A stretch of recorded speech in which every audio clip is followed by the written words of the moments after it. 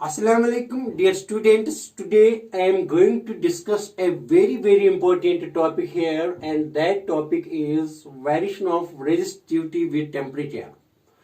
I didn't complete this topic, although I derived a relationship between variation of resistance with temperature, but yet I have not discussed the variation of resistivity with temperature. And meantime, today I will also throw light on failure of Ohm's law. But first of all, students, let's here discuss variation of resistivity with temperature.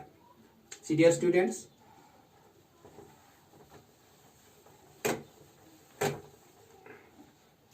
variation of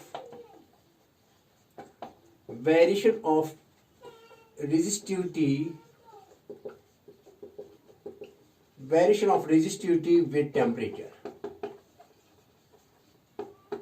See, dear students, in my previous lecture, I derived a relation, that is R is equal to, or resistance at temperature T is equal to R naught 1 plus alpha T minus T naught, and close here.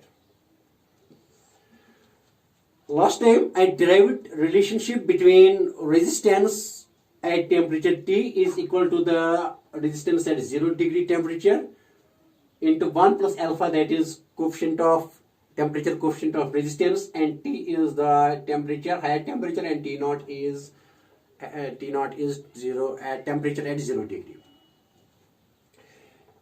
See, dear students, now we know that R is equal to rho L by A. R is equal to rho L by A. So RT is equal to, dear students, rho T resistivity at temperature T, and L and A are same, is equal to, तो बेटा ये आएगा rho naught, and here is L by A into 1 plus alpha, dear students, it is here alpha into T minus T naught, and I am closing this. R0 is resistance at temperature T naught, and RT is resistance at temperature T. Here L and L gets cancelled, A and A gets cancelled, तो rho T किसके बराबर आएगा? Rho naught into 1 plus alpha T minus T naught, closed. And this is the variation of resistivity with temperature, with increase in temperature rather. See, dear students, now in my previous lecture I find expression for temperature coefficient of resistance. Previous lecture में क्या निकला था? That temperature coefficient alpha वो आया था increase in resistance R T minus R not divided by original resistance and into T minus T not आया था. In my previous lecture, I here derived an expression for coefficient of temperature coefficient of resistance, that is RT minus R naught, that is increase in temperature divided by original temperature into increase in temperature. See, dear students, I can write this in terms of resistivity as well. See, dear students, I can write this in terms of resistivity. This is in terms of resistance. But dear students, I can write it in terms of resistivity. I can write this in terms of resistivity as alpha is equal to, यहाँ लिखेंगे RT is same minus R naught divided by R naught into T minus T naught. In fact, it is same. It is same for both when I derived relationship in case of variation of resistance with temperature, and when I am today discussing the variation of resistivity with temperature, same things are happen here. The expression is same for temperature coefficient of resistance. ये same आ रहा है alpha, यहाँ भी alpha same आ रहा है, तो मैंने इसको ऐसे लिखा तो सेम है, नो प्रॉब्लम. मैंने I write here it is same, I tried, but again it is the same as that in the resistance. See now dear, now SI unit, what is the SI unit of alpha? What is SI unit of alpha? It is, dear students, this is the same term, and T minus T naught is temperature, that means it has 1 by K, and that is K inverse. Keep this in mind. Now alpha, I last time told you about that alpha is positive for metals and alpha is negative for semiconductors as well as for, it is negative for electrolytes as well as for insulators. And there is decreasing trend also in, but for superconductors there is, it is positive, and there's, and so on. Dear students, I will discuss here. And for electrolytes it is very low. Let us discuss these things here, my dear students. तो यहाँ discuss करेंगे. तो यह है इसके बाद पहले लिखेंगे बेटा मेटल्स के लिए क्या है. मेटल्स के लिए अल्फा. मेटल्स के लिए मैंने लिखा था कि अल्फा इज पॉजिटिव. मैंने कहा था अल्फा इज पॉजिटिव. थोड़ा ग्राफ बनाएंगे आज. इस दिन मैंने ग्राफ नहीं बनाया था, आज थोड़ा ग्राफ के जरिए इसको एक्सप्लेन करेंगे. लेकिन मैं यहाँ एग्जांपल दूंगा बेटा, कॉपर की एग्जांपल दूंगा, because copper is the best material that is used there in the electrical industry. See dear, and it's very cheap. तो मैं लूंगा बेटा यहाँ variation of alpha. See alpha is positive for metals, लेकिन यहाँ variation लिखेंगे, variation of resistivity with temperature. लेकिन in case of metals copper लेंगे यहाँ पर्टिकुलरली. कौन सी एग्जांपल कॉपर की लेंगे? तो कॉपर के लिए ये 0 से स्टार्ट हो रहा है. क्यों हो रहा है? ऐसे जाता है ग्राफ. एक्चुअली कॉपर के लिए क्यों 0 है? 0 क्योंकि copper has very less resistivity. It has very high conductivity. That is why it is resistivity at 0 temperature is this. It is very minimum. And graph, when temperature increases, the graph increases like this.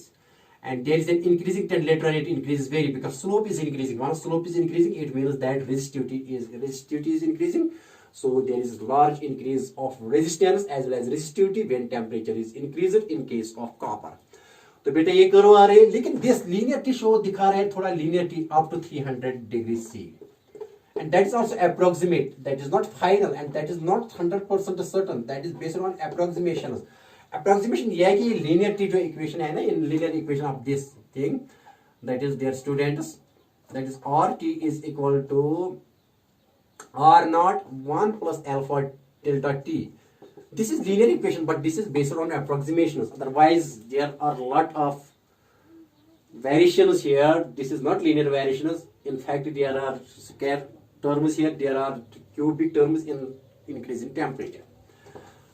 See dear students, see my dear. तो ये copper के लिए increasing trend है. अब क्या है? Alpha is positive. It means that is temperature with the increasing temperature resistivity increase as well as resistance increases. Now dear students, अब किसके लिए बेटा? थोड़ा यहाँ एलॉयज के लिए. एलॉयज के लिए क्या निकलेगा? एलॉयज के लिए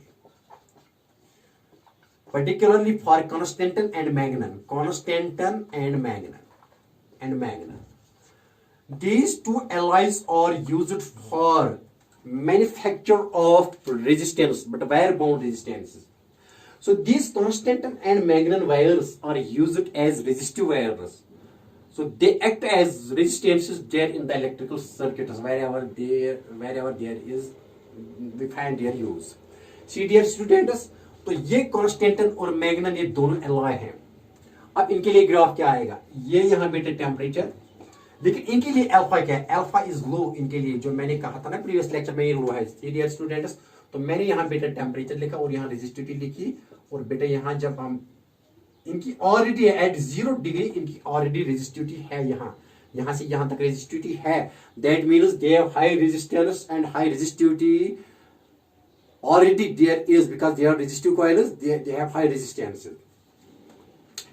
they have high resistive values.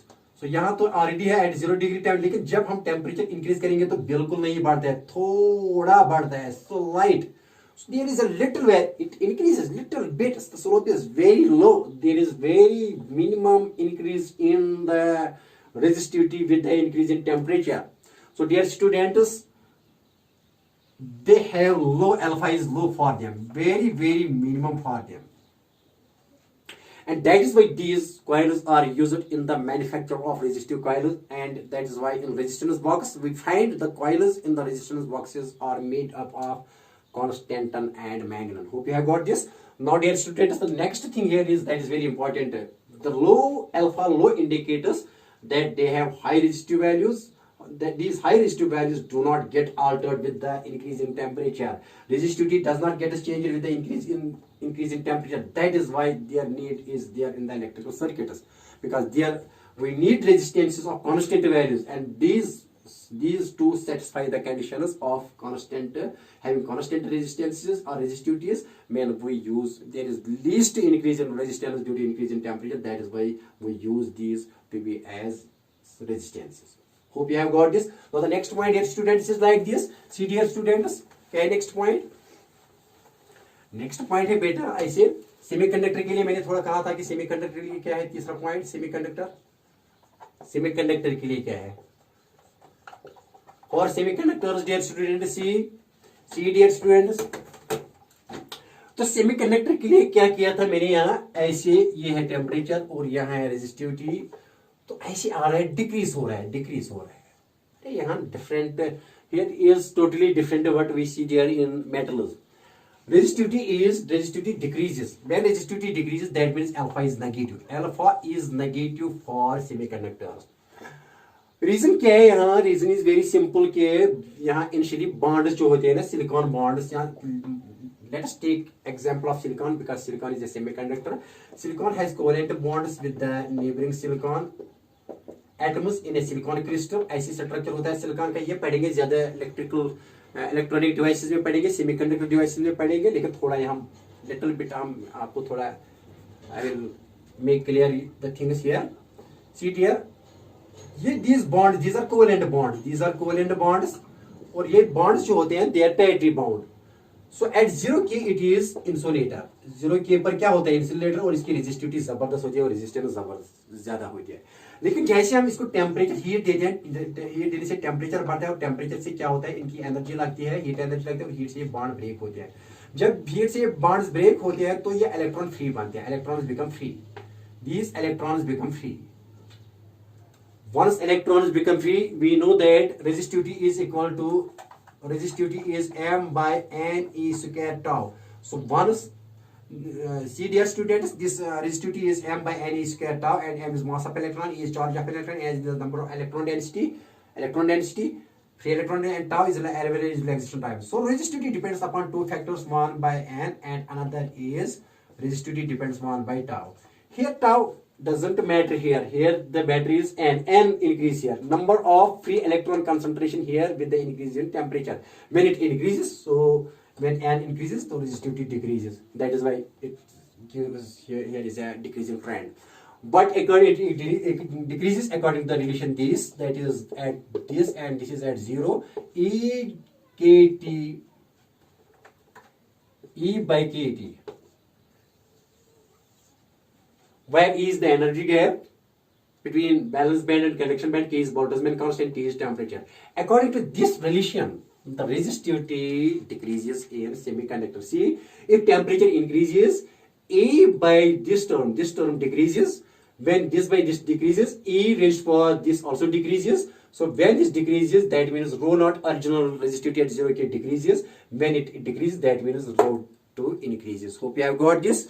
So dear students, I am coming to the next point here, and that next point here is in insulators it also, when there is decrease in temperature, insulator में भी क्या है, थोड़ा ध्यान में रखो, थोड़ा ज्यादा डिस्कस करना था कंडक्टर्स, मेटल्स, सेमीकंडक्टर्स, और थोड़ा इंसुलेटर्स का थोड़ा याद रखिए आप.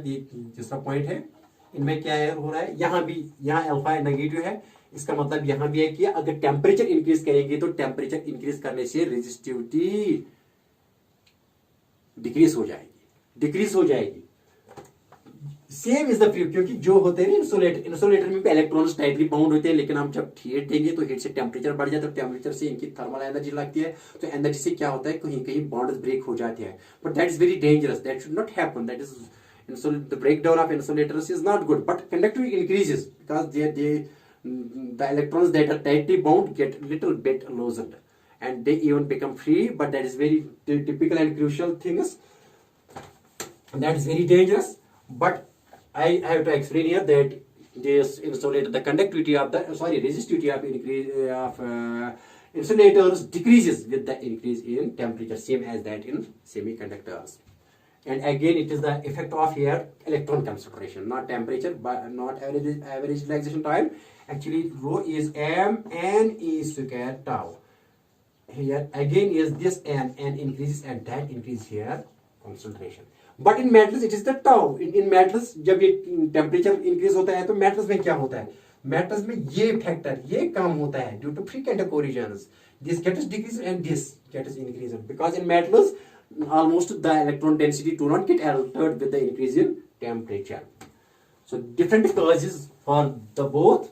In metals it is the relaxation time inversely proportional, that is the cause for the increase in resistance, but for in semiconductors it is the number density that increases and resistivity decreases.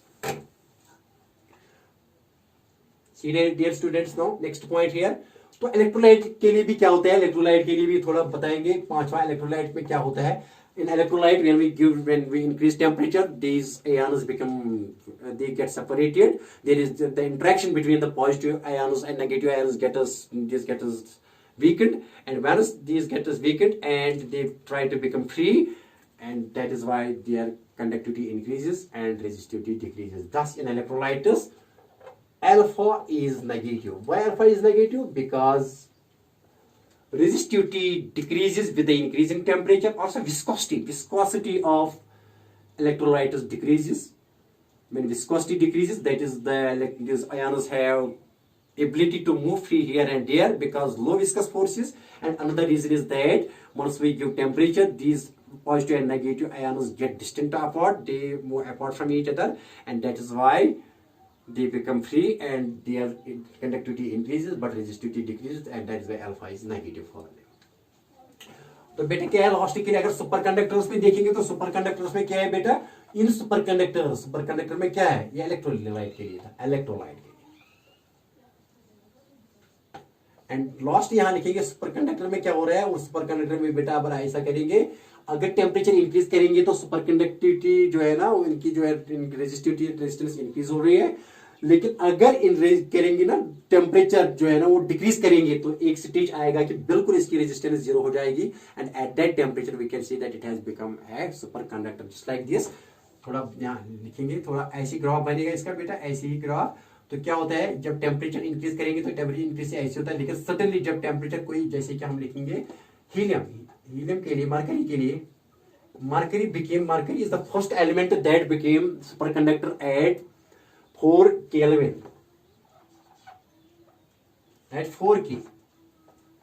So at 4 K the resistance became zero. Here resistance became zero. But above this temperature the resistance increases. That is the trend in the variation of resistivity in case of superconductors.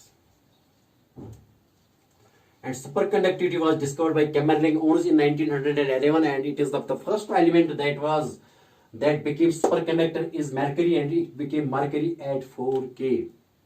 Hope you have got this. Now the next point here is, my dear students, that is here some numericals related to resistivity. See dear students, numerical करेंगे थोड़ा resistivity के बारे में, और इसके बाद यहाँ Ohm's law लेंगे आज, अगर टाइम मिला तो, अगर टाइम बचा तो बेटा हम ओम्स लॉ भी पढ़ेंगे, failure of Ohm's law. See dear students, numericals. तो पहला न्यूमेरिकल क्या है बेटा, यहाँ simple numerical. If resistivity varies like this 1 by alpha x along the direction of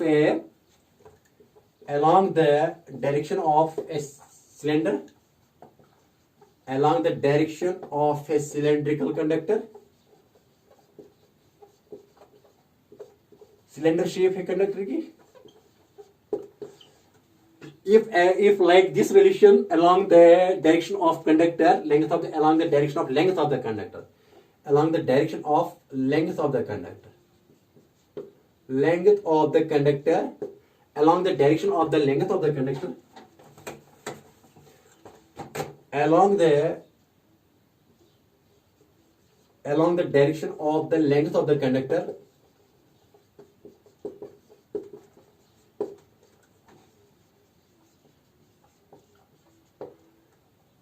then find resistance of the conductor, resistance of that conductor,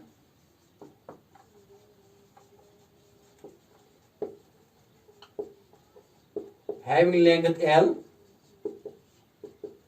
having length L and A area of cross section, and that is uniform area of cross section. But this area of cross section is uniform. See dear students, तो क्या करेंगे इस question ऐसे है. See dear students, ये question कैसा है, ये एक कंडक्टर है see dear students of length L, and here this A is area of cross section and that is uniform throughout this length. But what is varying here? It is the resistivity that is varying along the direction, along the length of the wire, and this is varying according to this relation 1 plus alpha x. That is along the x means it is varying along the length. See dear students, this rho is resistivity and that is varying, that is variable. Rho naught is original resistivity, this is not original, this is here constant. 1 plus alpha, alpha is the again constant, and x is the, it is varying along this length. So we have to use to find the resistance. See, we know R is equal to rho L by A, but when resistance is, when resistivity is varying, we have to use here differentiation and integration. What we will do dear students, we will divide this cylinder into very very small elements and take a small element like this of length, total length of this is L, लेकिन इसकी length लेंगे बेटा यहाँ लेंगे dx. Let dx is which we take at a distance of x. Let us take an element, cylindrical element of width dx at a distance x from this end. So see dear students, in this small element, this resistivity happens to be constant. It is not constant. It is assumed that it will for this very small element, there is a very good approximation that this might happen to be as constant here, although it is varying. Now see dear students, यहाँ क्या लिखेंगे बेटा, तो यहाँ मैं ये use नहीं करूंगा, मैं dr लिखूंगा. यहाँ dr क्या लिखेंगे, dr इज इक्वल टू रो, लेकिन इसकी रेजिस्टेंस क्या होगी, इसकी रेजिस्टेंस होगी dr, सॉरी यहाँ रो तो ऐसे ही लिखेंगे, लेकिन L तो यहाँ है ना, L क्या है बेटा, L इज दिस L, इस L के लिए dx के लिए यहाँ dx लिखेंगे, और dr for this resistance in the small element, that is dr is equal to rho, this is length dx, and area of cross section तो same है, that is A. For this element, small element के लिए resistance क्या होगी, dr, लेकिन बेटा इसमें resistivity कितनी है, this is resistivity, although this is varying, but for this we assume to be at constant, तो कितनी length में है, dx में है, तो area of cross section same है, that is uniform area of cross section. Now integrating both sides, see D R, आप integration करो ना, यहाँ पहले लिखो, चलो लिखो D R is equal to, आप इस रो के लिए क्या लिखो, that is rho not 1 plus alpha X, तो बेटा यहाँ है dx और डिवाइड में क्या है बेटा यहाँ a.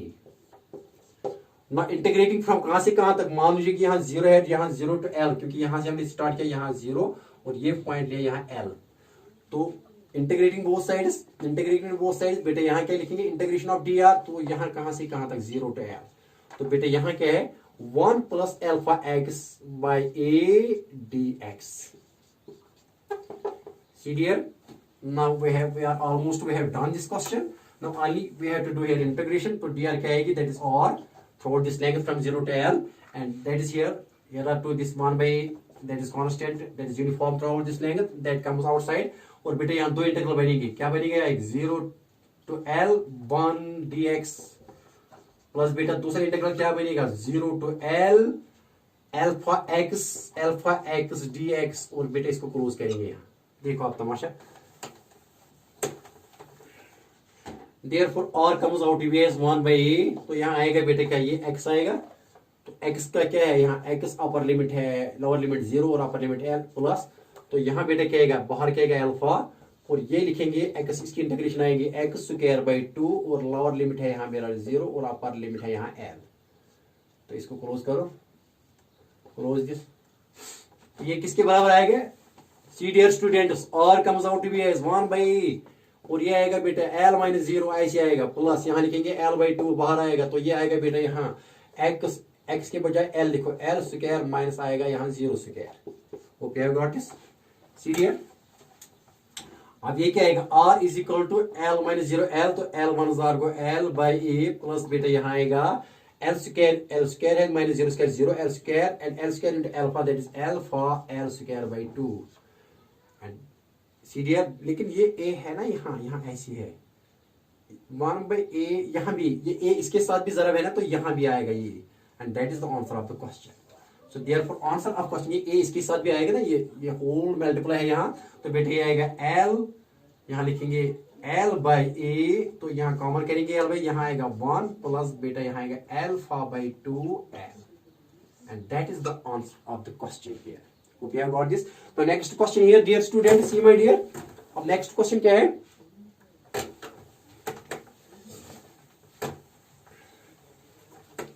आसान सा क्वेश्चन है यहाँ, आसान सा question. Question number 2, numerical number 2, बहुत आसान. अगर मैं यहाँ एक ऐसे लूंगा,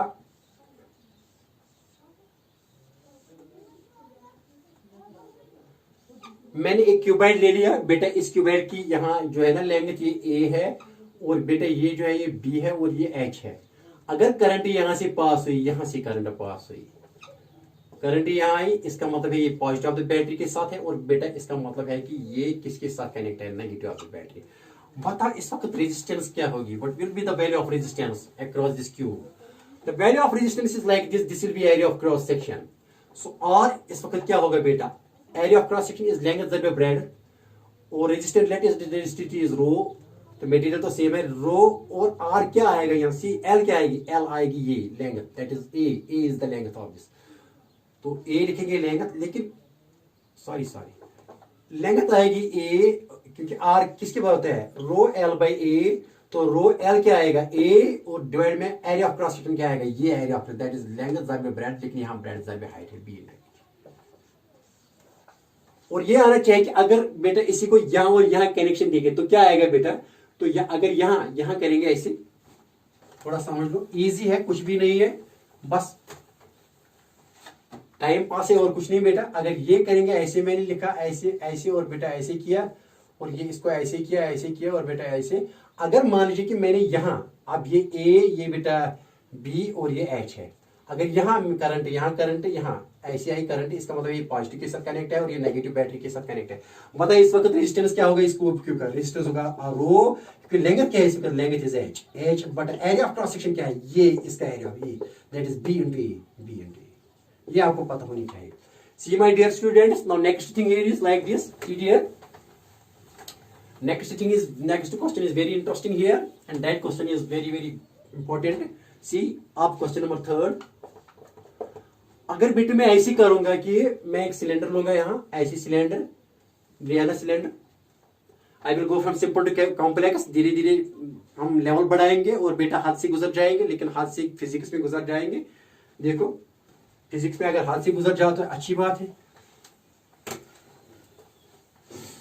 देखो बेटा क्या है, अगर यहाँ करंट पास हुई, यहाँ करंट, तो ये एरिया ऑफ क्रॉस सेक्शन है, यहाँ करंट लीव.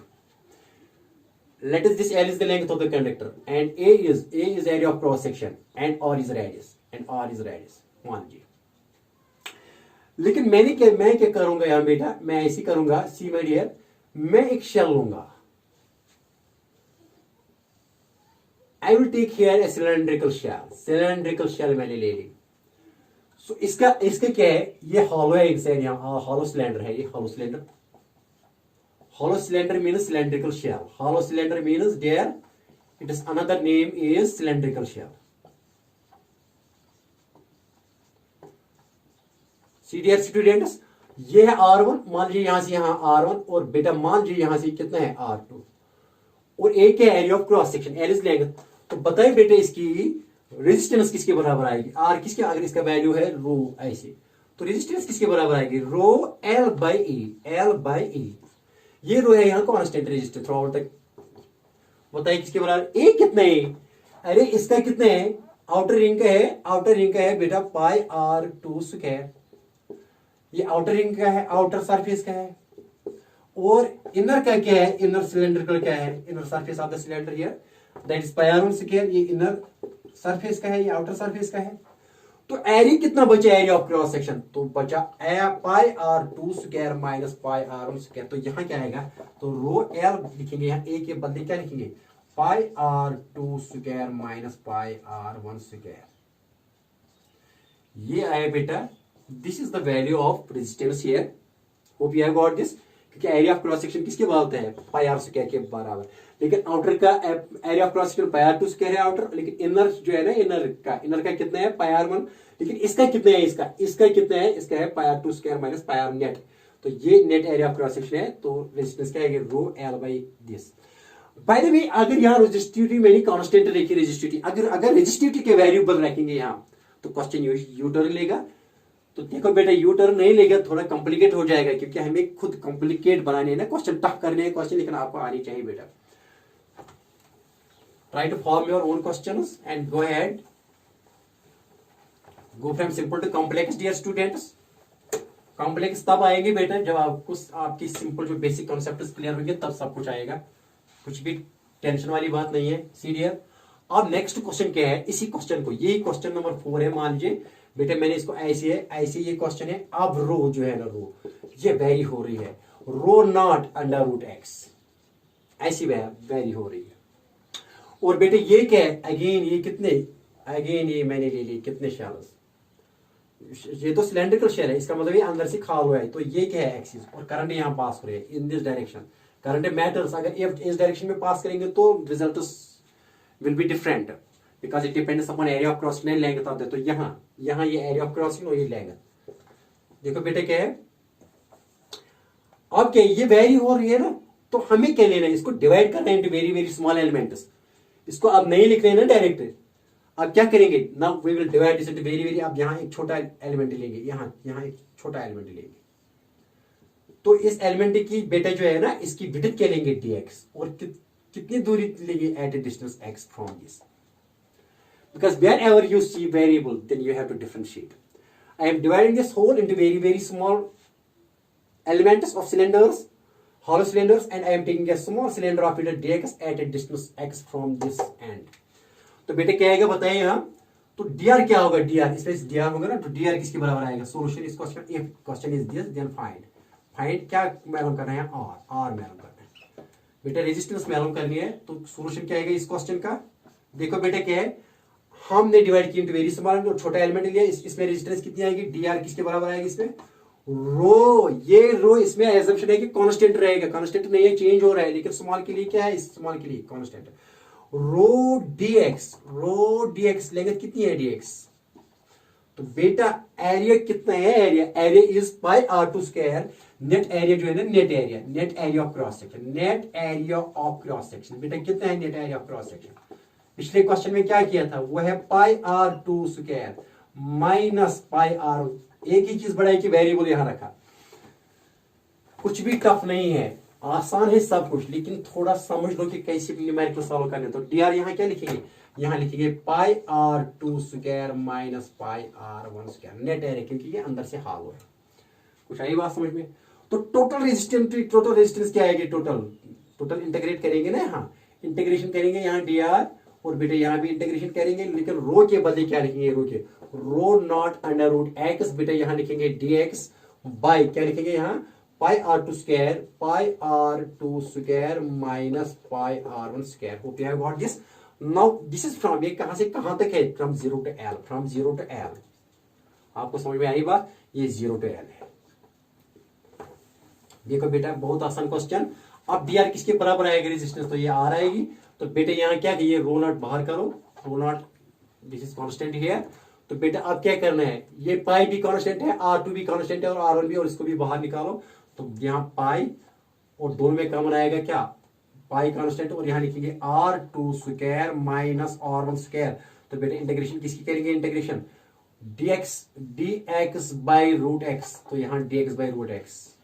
अब आसान क्वेश्चन बन गया। देखो बेटे क्या करना है यहाँ, तो r लिखेंगे बेटे यहाँ rho not pi r2 square minus r1 square, इसकी आएगी बेटे यहाँ, इसको ये रूट एक्स है ना, ये डिनोमिनेटर में है, लेकिन अगर न्यूमरेटर में लिखे तो x माइनस 1/2 आएगा इंटू dx।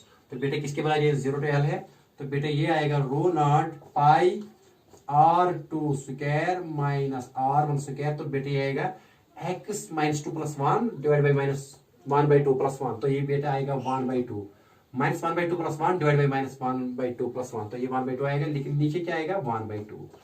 तो बेटे यहाँ क्या, अब लिमिट्स क्या है, लिमिट्स यहाँ 0 to l। Now we are very close to the answer of the question.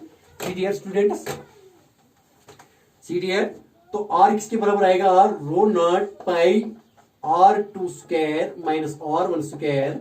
Dear students, अभी 1/2 आएगा, 2/1 यहाँ 2 लिखेंगे यहाँ, तो ये क्या आएगा x 1/2, यहाँ लिखेंगे l। l 0 से 0 आएगा तो सीधे लिखेंगे l, यहाँ लिखेंगे बेटे l 1/2 minus 0 raised to power 1/2 लिखेंगे, 0 आएगा तो किसके बराबर आएगा, r आएगा बराबर 2 rho naught l 1/2 under root l और divide by pi r two square minus r1 square. Hope you have got this question and this is the answer of this question. बेटा नेक्स्ट क्वेश्चन घर में क्या करना, आप घर में ये क्वेश्चन कर लो, मैं घर में घर के लिए क्वेश्चन दूंगा, करना बेटा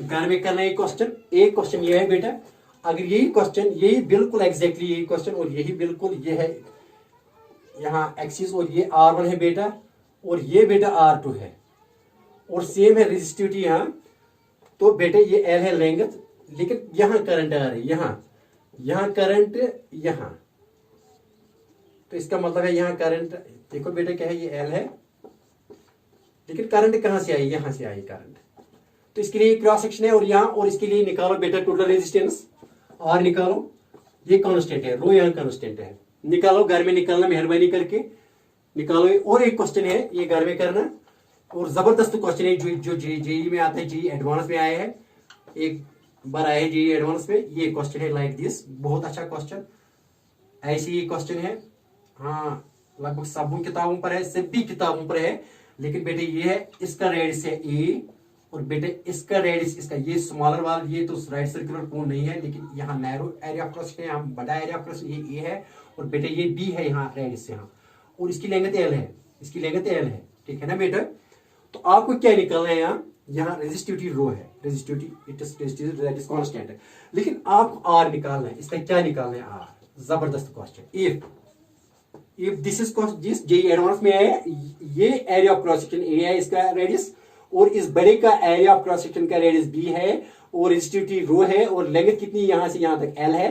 find resistance if current is passing through this line, यहां करंट आ रही है और यहां जा रही है, find it is resistance, find it is very important. और इसका आंसर ये है बेटे, इसका आंसर ये है R is equal to pi L by sorry rho L by pi R, यहां बेटा है ए बी, ये आंसर है इसका, this is the answer of the question, ये निकालना आंसर ऑफ द क्वेश्चन। बेटे इसके साथ ही आज का जो लेक्चर है वो खत्म हुआ चाहता है, इंशाल्लाह I will meet you next time, till तो okay, may Allah bless you, लेकिन घर में इनके लिए ट्राई करना, अगर नहीं आएगा मैं दिखाऊंगा। Okay, wishing you all the best of luck, good luck to you my